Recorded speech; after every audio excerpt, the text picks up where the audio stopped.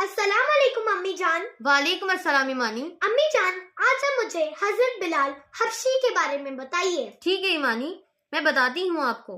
میرے نبی نے فرمایا قیامت کے دن میں اٹھوں گا، میرے دائیں طرف سے ابو بکر اٹھیں گے، میرے بائیں طرف سے عمر اٹھیں گے۔ حضرت بلال کی قبر ملک شام میں ہے، لیکن میرے نبی نے فرمایا بلال میرے قدموں سے اٹھیں گے۔ آپ نے کہا لوگ پیدل چلیں گے، میں براق پر چلوں گا۔ حضرت بلال میرے آگے سرخ اونٹنی پر سوار چلیں گے۔ جب میدان حشر میں پہنچوں گا تو حضرت بلال اونٹنی پہ کھڑے ہو کے کانوں میں انگلیاں دے کر اذان دیں گے۔ وہ اذان بلالی ہم سب سنیں گے۔ جب وہ کہیں گے اشہد ان لا الہ الا اللہ، تو سارے میدان محشر کے مرد اور عورت کہیں گے سچ کہہ رہے ہو۔ جب کہیں گے اشہد ان محمد عبدہ و رسولہ، تو سارے میدان محشر کے مجمع کہے گا سچ کہہ رہے ہو۔ اس دن بلال کی اذان سنا وہ غلام ہو کر محبوب ہو گئے، حبیب ہو گئے، پیارے ہو گئے۔ عجب حق ظہر کی نماز دینے لگے، اللہ کے نبی کا انتقال ہو چکا تھا۔ جب کہا اشہد ان محمد رسول اللہ تک پہنچے تو روتے روتے آواز بیٹھ گئی اور جلدی سے اذان پوری کر کے نیچے آ گئے۔ آج کے بعد قسم کھاتا ہوں اذان نہیں دوں گا۔ میرے نبی نہیں ہے تو اذان بھی نہیں ہے۔ اور حضرت ابو بکر سے اجازت لے کر حضرت ابو بکر تب وہاں کے خلیفہ بن گئے تھے، جہاد پر چلے گئے۔ 6 مہینے تک آئے نہیں۔ لاکھوں صحابی جہاد میں گئے، کسی کو میرے نبی خواب میں نہیں آئے، صرف حضرت بلال کو آئے۔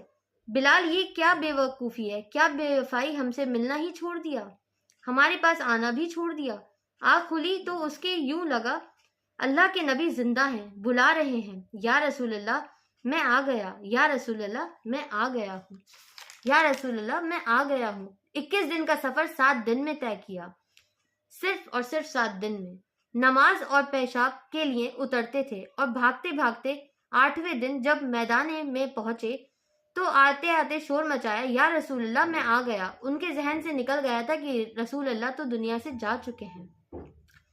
جب مسجد کے قریب پہنچے تو پھر تڑپ اٹھے اور چیخنے لگے کہ آپ تو ہیں ہی نہیں، پر گئے سیدھے قبر پر جا کر قبر کو لپٹنے کر رونے لگے، یا رسول اللہ میں تو آ گیا ہوں، آپ کہاں ہیں؟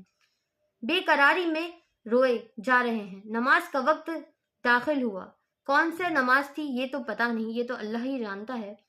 اور سب کو بلال نے قسم کھائی ہے کہ اذان نہیں دیں گے۔ کسی کی جرت نہیں ہو رہی تھی کہ بلال سے کہیں کہ آج حضرت بلالی سنا دو۔ تو پھر چند صحاباؤں کو یاد آیا کہ نبی کے نواسوں کو سفارشی بناتے ہیں۔ آپ نے فرمایا میری آنکھوں کی ٹھنڈک حسن اور حسین ہے، میرے جنت کے پھول حسن اور حسین ہیں۔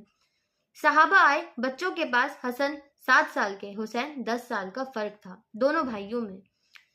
چچا ایک بار درخواست کرتے ہیں ہم آپ سے، ماں باپ آپ پر قربان۔ حضرت بلال بولے درخواست کیوں کر رہے ہیں، آپ حکم کیجیے، جیسا آپ ہمارے نانا کے لیے اذان دیتے تھے آج ہمارے لیے دے دو۔ تو ایک دم حضرت بلال رونے لگے کہ میں نے قسم اٹھائی ہے کہ میں اللہ کے نبی کے بعد کبھی اذان نہیں دوں گا، لیکن تم پر ہزاروں قسمیں قربان ہیں، میں اپنی قسم توڑتا ہوں اور اذان دیتا ہوں۔ جی امی جان۔ ایمانی میں اب آپ سے کچھ پوچھتی ہوں، آپ مجھے اس کے جواب دیجیے۔ جی امی جان۔ ٹھیک ہے۔ حضرت بلال کی قبر کہاں ہے؟ ملک شام میں۔ حضرت بلال کے خواب میں کون آئے تھے؟ محمد صلی اللہ علیہ وسلم۔ صحابہ نے کس سے درخواست کی تھی؟ حسن اور حسین سے۔